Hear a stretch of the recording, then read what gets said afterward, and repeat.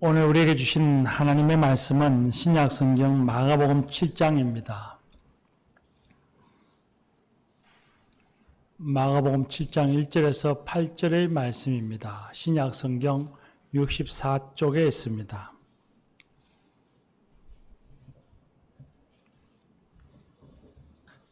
마가복음 7장 1절에서 8절의 말씀, 하나님의 말씀을 경청하시겠습니다.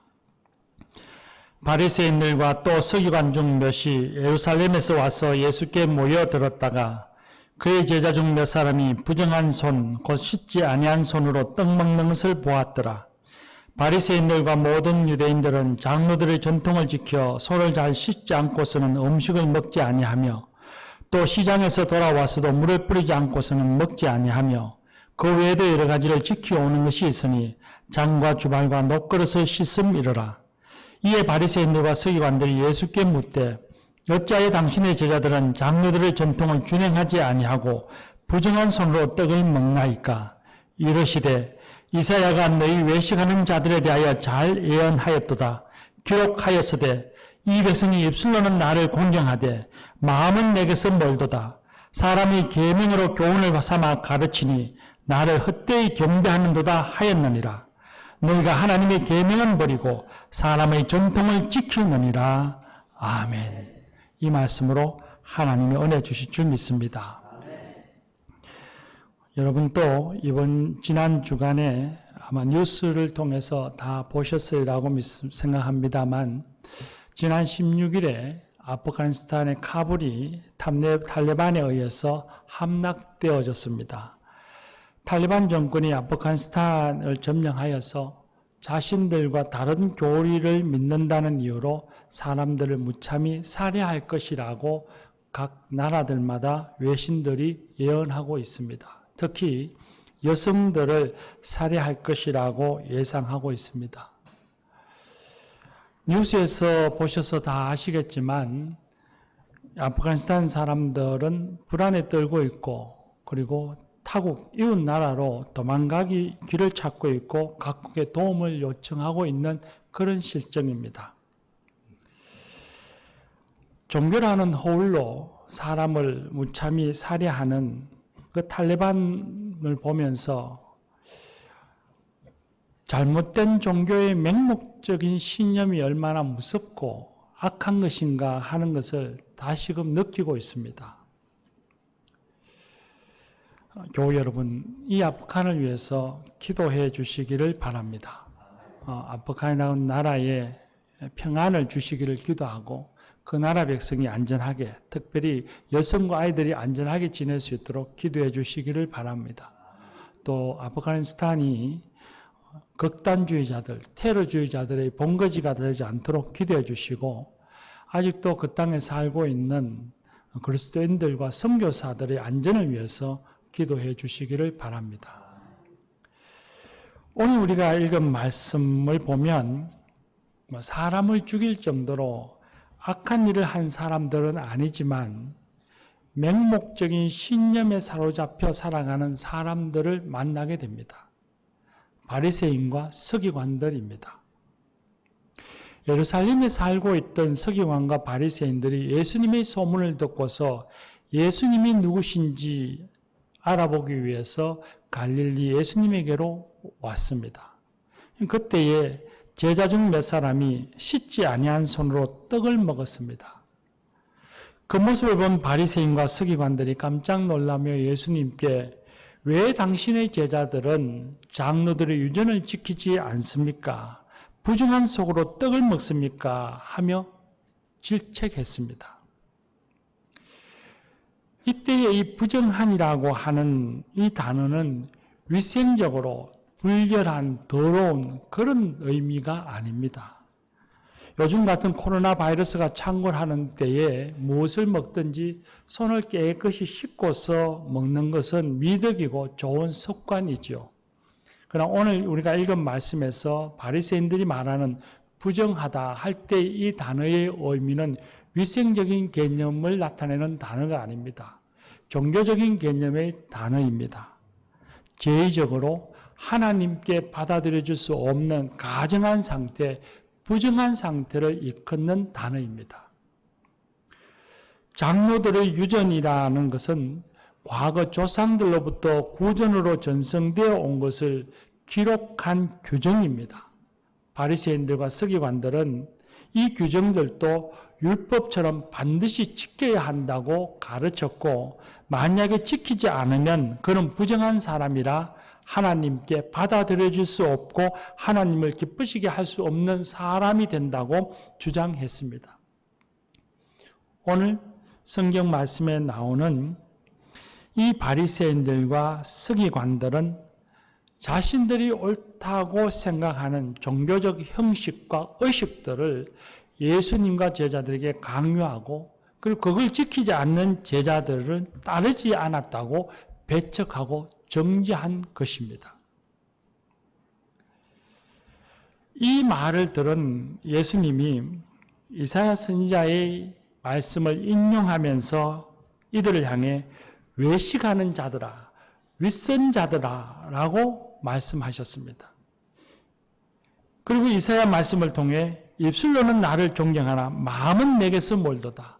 너희가 하나님의 계명을 저버리고 사람의 유전을 지키는구나 하시며 도리어 이 바리새인과 서기관들의 이중성, 윗선을 책망하셨습니다. 예수님의 말씀은 종교적 형식과 의식에 대한 말씀이 아닙니다. 형식이 중요한가, 내용이 중요한가, 행동이 중요한가, 마음이 중요한가, 무엇이 더 중요한가를 가르쳐 주시는 말씀이 아닙니다. 마태복음 23장 23절 말씀에 보면 예수님께서 외식하는 서기관과 바리새인들을 책망하시면서 너희가 박하와 회향과 건치의 11조를 드리되 율법에 더 중한 바 의와 인과 신을 버렸도다. 그러나 이것도 행하고 저것도 버리지 말지니라 하셨습니다. 형식과 내용 모두가 다 중요하다고 가르쳐 주셨습니다. 오늘 예수님이 하신 말씀은 형식과 의식에 대한 말씀이 아니라 사람에 대한 말씀입니다. 윗선하는 바리새인과 서기관 같은 종교인들, 사람들의 신앙에 대하여서 책망하시는 말씀입니다. 예수님이 인용하신 말씀은 이사야서 29장 13절의 말씀입니다. 이 말씀은 이사야 선지자 당시에 이스라엘의 지도자들과 백성들이 입으로는 하나님을 부르고 입술로는 하나님을 사랑한다고 말하면서도 실제 생활에서는 하나님을 떠나서 자기 이익을 위해 거짓을 행하고 부정한 일을 도모하고 강폭한 모습을 보이는 것을 보시고 책망하신 말씀입니다.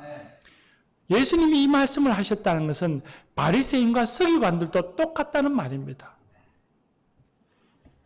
그들 역시도 종교적 의식, 정해진 형식은 잘 지켜서 대단히 경건하고 거룩한 한 사람인 체 하지만, 그리고 그걸 행함으로써 자기 스스로 어렵다고 뽐내고 있지만 실제 생활에서는 문자로 정해진 율법이나 규정은 잘 지킬지 모르나 하나님의 뜻을 따라서 자기와 다른 이웃 사람들, 자기와 다른 이웃들을 이해하고 관용하고 용서하고 사랑하는 것이 아니라 하나님의 뜻과는 반대로 미워하고 책망하고 정죄한다는 것입니다.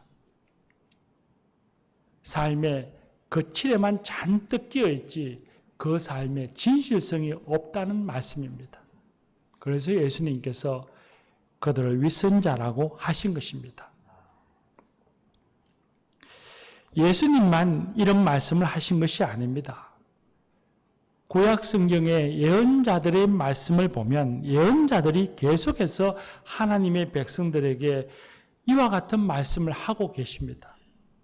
우리가 잘 아는 미가서 6장 6절에서 8절의 말씀을 보면 사람아 주께서 선한 것이 무엇임을 내게 보이셨나니 여호와께서 내게 구하시는 것이 오직 공의를 행하며 인자를 사랑하며 겸손히 내 하나님과 함께 행하는 것이 아니냐 하셨습니다. 그런데 그렇게 하나님이 원하시는 것을 내버려 두고 일상에서 그런 하나님이 원하시는 것을 행하지 않으면서 천천의 순양이나 만만의 강물 같은 기름을 가지고 와서 하나님께 예배드리고 제사한다고 해서 하나님이 기뻐하시겠느냐 말씀하셨습니다. 하나님께서는 이사야 선지자를 통해서 그런 예배, 일상에서는 하나님이 기뻐하시는 일을 행하지 아니하고 제사만 드리는, 많은 재물을 가져와서 제사만 드리는 그런 신앙의 모습, 그런 제사 예배를 보시면서 그것이 내게 기쁨이 아니라 오히려 내게 무거운 짐이라 하시면서 곤욕스러워 하셨습니다. 아모스 선지자는 가난한 자를 짓밟고 부당한 세를 취하고 향락에 빠져 사는 이스라엘의 사람들에게 형식적인 예배는 소용이 없다. 정의와 공의를 하수같이 강물같이 흘려야 한다고 말씀하셨습니다. 그리고는 말씀하시기를 여호와 하나님을 찾으라. 너희가 살려면 선을 구하고 악을 구하지 말아야 할지니라 하셨습니다.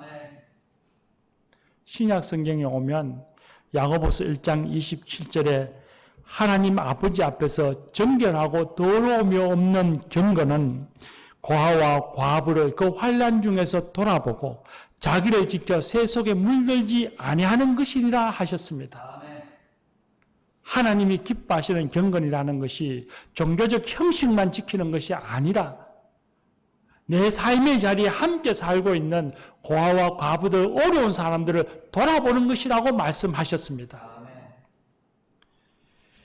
예수님의 말씀은 아주 분명합니다. 하나님이 기뻐하시는 사람, 하나님을 사랑하는 사람은 신앙의 형식, 종교적인 의식에만 만족하는 사람이 아니라 일상에서 자기들이 살아가는 삶의 자리에서 하나님의 뜻을 따라 이해와 관용, 긍휼과 자비, 섬김과 나눔의 사랑의 삶을 살아가는 성도가 되어야 한다고 말씀하고 계십니다. 교우 여러분, 이 말씀을 하나님이 우리에게 주시는 말씀으로 받으시기를 바랍니다. 하나님의 말씀으로 받을 때에 우리에게 복이 임할 것입니다.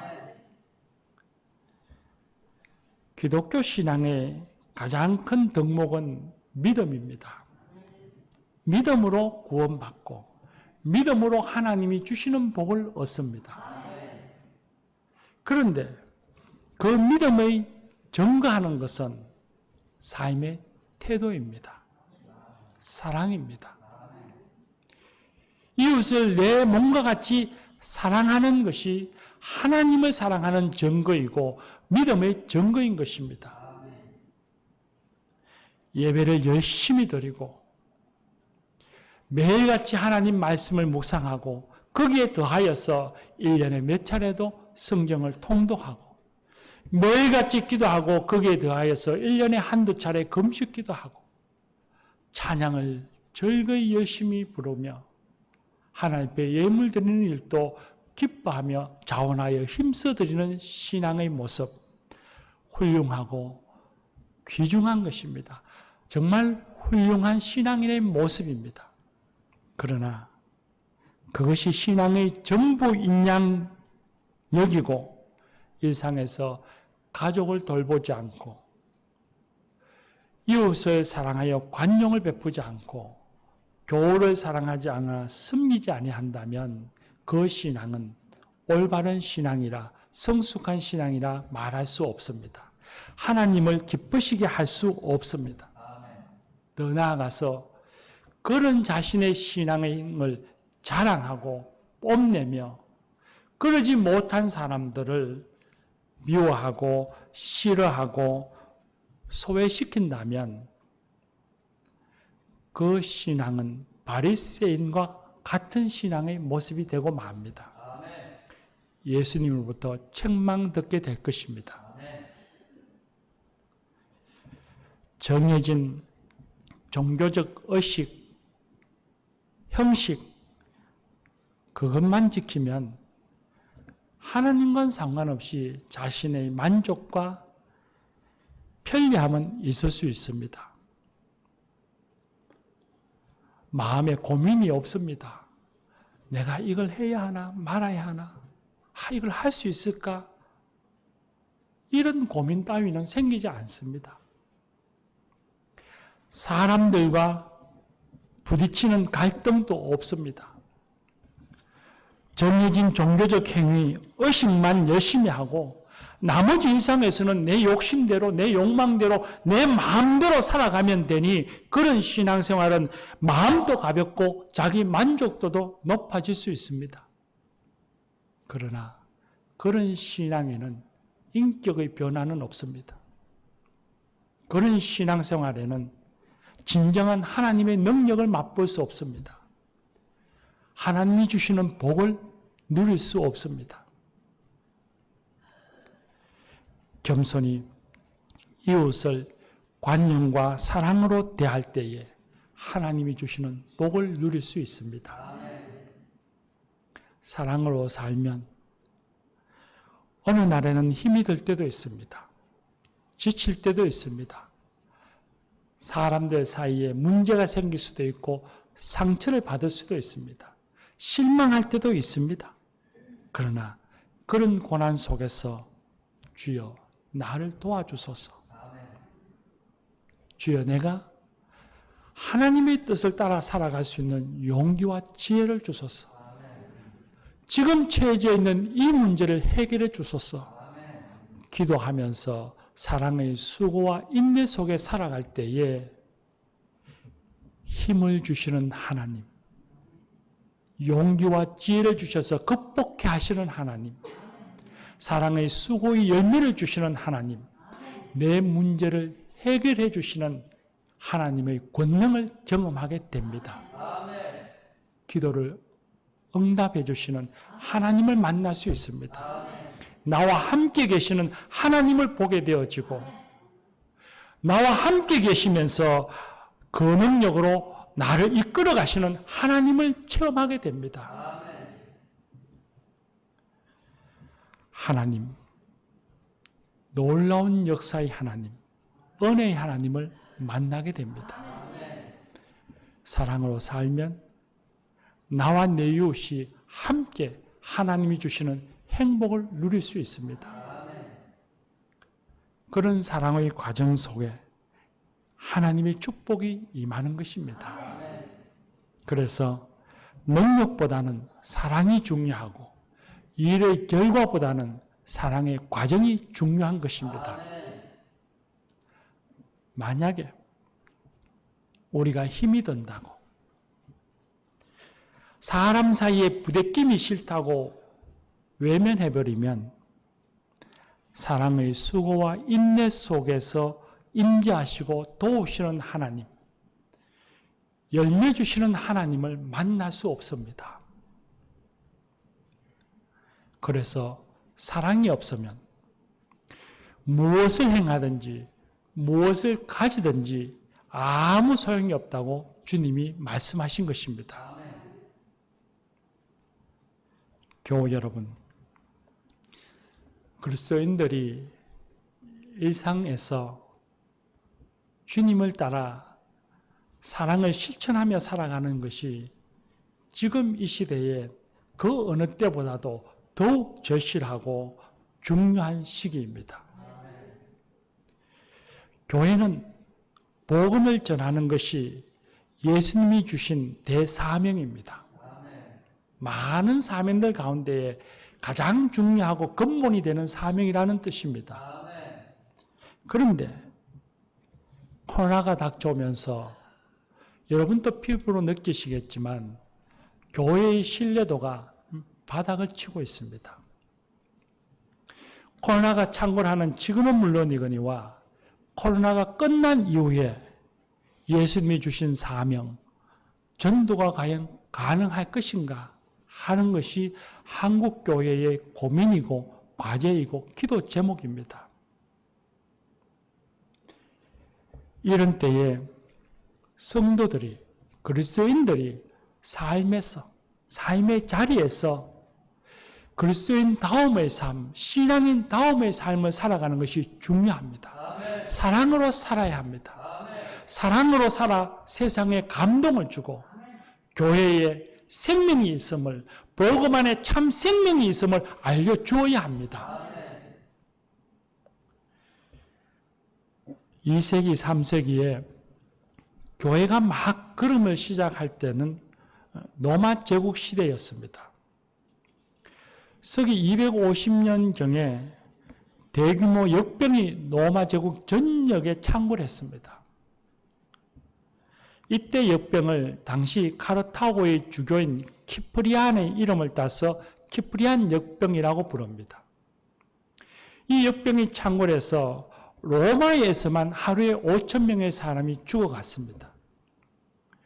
로마 제국 전체의 3분의 1의 인구가 사망했습니다. 이때에 로마 제국 전체에 기독교인에 대한 박해가 다시 시작되었습니다. 역병이 창궐하고 사람이 죽어나가자 그 죽음과 고통의 희생양으로 기독교인을 지목했던 겁니다. 기독교인들이 희생양이 되어서 죽어가고, 그리고 교회는 이젠 존폐 위기에 놓여 있게 되었습니다. 그런데 역설적이게도 그렇게 박해받고 존폐 위기 속에 놓여 있었던 교회가 성장했습니다. 그 이유가 무엇이겠습니까? 전염병이 돌자 이방인들, 예수님을 믿지 않는 사람들은 병에 걸린 가족도 버려두고 역병을 피해서 아예 살던 집을 내어버리고 한적한 시골로 다 도망갔습니다. 일반인만 그런 것이 아닙니다. 지도자들도, 심지어는 이방 제사장들조차도 사람을 돌보지 아니하고 버려두고 한적한 시골로 도망갔습니다. 거리에는 역병에 걸린 환자들이 영양실조와 굶주림으로 죽어가고 있었습니다. 그때 카르타고의 주교였던 키프리안이 교인들에게 예수님의 말씀을 가르쳤습니다. 이방인들이 너희 착한 행실을 보고 하늘에 계신 너희 아버지께 영광을 돌리게 하라. 그 말씀을 가르쳤고, 교인들에게 아비투스, 거룩한 습관, 삶의 거룩한 행실을 보이라고 가르쳤습니다. 교인들은 그 말씀을 순종하고 그 말씀을 실천했습니다. 예수를 믿지 않는 사람은 역병을 피해 가족도 집도 다 버리고 도망갔지만, 교인들은, 그리스도인들은 그 고난의 자리에, 그 참혹한 자리에 그 머물러서 사람들을 돌보았습니다. 가난한 이들을 돌보고 먹여주었습니다. 부모를 잃은 고아를 거두어서 보살펴 주었습니다. 나이 들어 주인에게 쫓겨간 늙은 노예들을 돌보아 주었습니다. 감옥에 갇힌 신앙의 동료들, 순교자들을 섬겼습니다. 전염병에 감염된 환자를 간호했습니다. 가족들이 전염병으로 내다버려서 죽은 시체를 묻어 주었습니다. 기독교인들의 이런 사랑의 섬김을 받은 사람들, 그걸 본 이방인들, 그들이 교회로 몰려오는 것은 너무 당연한 일이었습니다. 당시의 로마인들은 그리스도인들을 향해서 몹시 혐오스럽고 끔찍한 나라의 찌꺼기들이라고 폄하했습니다. 듣기에 불편하시죠? 기독교인들을 그렇게 평가했습니다. 그러나 교회와 성도들의 사랑과 선행으로 인해서 그들의 평가는 달라졌습니다. 교회의 신뢰가 높아져 가고, 교회가 전하는 복음을 영접하고 교회가 성장했습니다. 초기의 기독교는 대다수 고대인들이 생각했던 것과 같은 그런 종교적인 것들은 없었습니다. 제단도 없었고, 신상도 없고, 제사장도 없고, 산제물을 바치는 일도 없고, 신전도 없었습니다. 그러나 삶에서의 사랑의 실천, 관용과 섬김으로 인해서 교회는 성장했고 로마 제국은 변화되었습니다. 교회 여러분, 지금 한국 교회가 신뢰도가 떨어져 있고 매우 어려운 시기이지만 오히려 이것을 기회로 복음의 본질, 신앙의 본질로 돌아가서 우리 그리스도인들 한 사람 한 사람이 각자의 삶의 자리에서 예수 그리스도의 사랑을 실천하며 살아간다면 이 위기는 기회가 될 것입니다. 우리가 예수님께 받은 그 사랑을 내 이웃들에게 보답하고 갚으며 살아간다면 이 사회, 아니 한국 교회가 거듭나는 기회가 될 것입니다. 며칠 전 국민일보에서 뉴스 하나를 읽었습니다. 우리나라가 경제협력개발국 기구, 흔히들 OECD라고 하죠. 가입국이 30개 나라입니다. 그런데 그 30개의 가입국 중에 우리나라가 갈등지수 순위가, 그 사회의 갈등지수 순위가 13개 항목, 정치 갈등, 경제 갈등, 그런 항목들을 쭉 합해서 항목을 종합한 순위가 멕시코, 이스라엘에 이어서 3위라는 뉴스를 보았습니다. 그리고 그 국민일보 뉴스의 머리 타이틀 글이 부글부글 끓어오르는 나라, 갈등공화국, 그렇게 타이틀을 정해놓았습니다. 종합적으로 보면 3위이지만 사회 갈등 지수는 2위였습니다.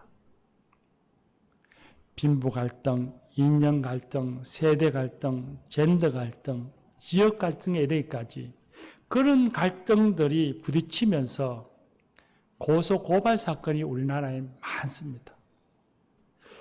우리나라 고소 고발 건이 연평균 50만 건이 넘는다고 합니다. 우리 사회 갈등의 정도를 보여주고 있는 척도라고 생각합니다. 더 큰 문제는 갈등을 관리할 수 있는 역량이 OECD 30개국 나라 중에서 우리나라가 27위입니다. 최하위권입니다. 지도자들이 때만 되면 통합이니 포용이니 하지만 그건 말뿐이고 우리 사회가 더욱 갈등과 다툼이 많아지는 쪽으로 흘러가고 있다는 것입니다. 교회 여러분, 갈등과 다툼이 만연한 우리가 사는 이 사회에서 그리스도인들이, 교회가 예수님의 사랑을 실천하고 살아간다면 우리가 이 사회를 변화시킬 수 있다고 믿습니다. 그리스도인들이 선한 행실로 살아간다면 세상이 하나님께 영광을 돌리는 날이 반드시 올 것이라 확신합니다. 사랑하는 교회 여러분, 저와 여러분들이, 그리고 우리 교회가 이 사회를 변화시키는 하나님의 사람들, 하나님의 교회가 되십시다. 기도합시다.